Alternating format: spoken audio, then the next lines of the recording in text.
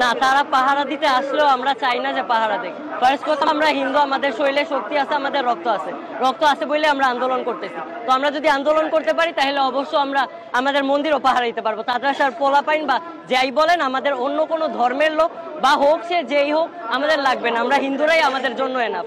আর second কথা, যেটা ধর্মমন্ত্রী এরকম যদি দুই মুখ সাপের মতো করে তাহলে বলবো যে এরকম ধর্মমন্ত্রী আমাদের প্রয়োজন নেই, এদের আমরা বয়কট করব। ফার্স্ট কথা, তিনি ঢাকেশ্বরী মন্দিরে এসে বলছিলেন যে আমাদের আমাদের পাহারা দেওয়ার জন্য পুলিশ আনবে, প্লাস পুলিশ না পারলে সেনাবাহিনী আনবে। তারা এই কথাটা বলছে। তারপর আবার তিনি প্রচার করলো আলাদাভাবে যে মাদ্রাসার ছাত্ররা আমাদেরকে করতে রাজি। তো এখানে আরো একটা কথা তুলতে যাই, মাদ্রাসার ছাত্ররা এখন বর্তমানে যে পরিস্থিতিটা বাংলাদেশের, যে মাজার ভাঙা হইতেছে, এটা ওদের কাছে শিরক। তো আমরাও তো শিরকি করতেছি ওদের কথায়। তো সেখানে আমাদের তো পাহারা দেওয়ার কিছুই নেই। তারা যদি মাঝারি ভাঙতে পারে তাহলে আমাদের মন্দিরও ভাঙতে পারবে। তাই আমরা চাই না আমাদের কেউ পাহারা দেখ, আমরা নিজেরাই নিজেদের পাহারা দেবো। আমাদের পাহারা দেওয়ার জন্য অন্য কাউকে লাগবে না। এটা যেহেতু একটা ধর্মীয় স্থান, অবশ্যই আমরা অন্য কোনো ধর্মের লোক কাউকে ঢুকতে দেব না। যেমন বলাই যাক যে মসজিদে যদি এখন কোনো একটা ইমাম নামাজ পড়ে, তখন তো হুটহাট কোনো হিন্দু ঢুকতে পারবে না, মানে ঢোকাটা উচিত না। তো তেমন ভাবে আমি মনে করি যে সার্বিক দৃষ্টিকোণ থেকেই কোনো অন্য ধর্মের লোককে ঢোকাটা উচিত না।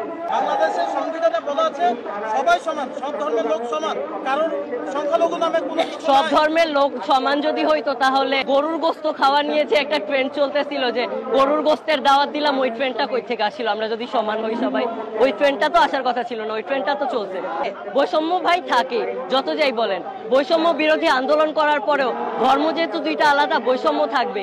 আমরা এক হয়ে থাকবো, এটা ঠিক, কিন্তু অমন ভাবে বলতে গেলে উপর দিয়ে বইলে এক, নিচ দিয়ে আরেক, ওইটা হয় না। দুই নৌকায় পা দিয়ে চলা যায় না। তাই আমরা আমাদের সুরক্ষাটা নিজে নিয়ে নিই। আমরা এই আন্দোলন আমাদের এক কথা, আমাদের দাবি মানতে হবে, এবং দাবি যদি না মানা হয় আমরা রক্ত দিতে রাজি, আমরা জীবন দিতে রাজি। কথা যেহেতু সামনেই দুর্গাপূজার ফেস্টিভ্যাল আসতেছে, তো দুর্গাপূজা নিয়েও একটা কথা যে সামনে যেহেতু দুর্গাপূজা আসতেছে, দুর্গাপূজা এবার যেন কেউ ভয় না পায় থাকে।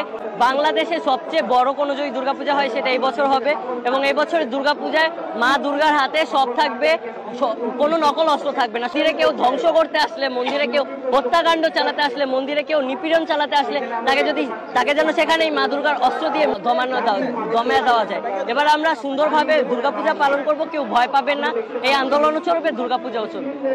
যে কোনো খবরের জন্য যোগাযোগ করুন 7099017330 এবং 7099017110 নম্বরে।